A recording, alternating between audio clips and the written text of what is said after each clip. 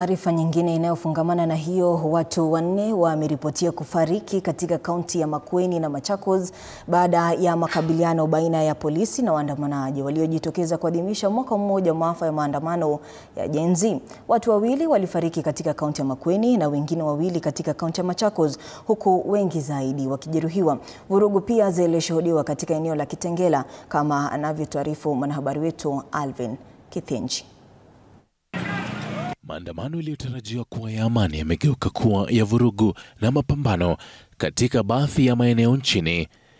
Katika eneo la Matuu, kaunti ya Machakos, watu wawili wamefariki kufuatia makabiliano makali kati ya waandamanaji na maafisa wa polisi baada ya kundi la vijana kuingia katika kituo cha polisi cha Matuu.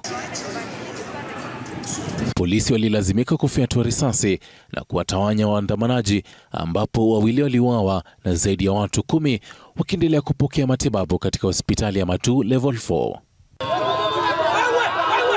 Katika kaunti ya Makueni, vijana walijitokeza kuandamana kwa amani, huku wakitoa wito wa haki na utulivu.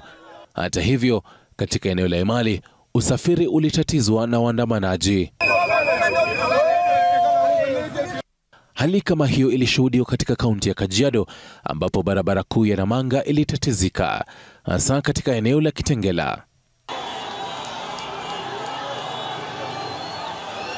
Makabiliano makali kati ya waandamanaji na maafisa wa polisi yalishuhudiwa, huku hata wale waliokuwa wakitazama kutoka kwa paa za nyumba wakijikuta wakikumbwa na athari za vurugu hizo.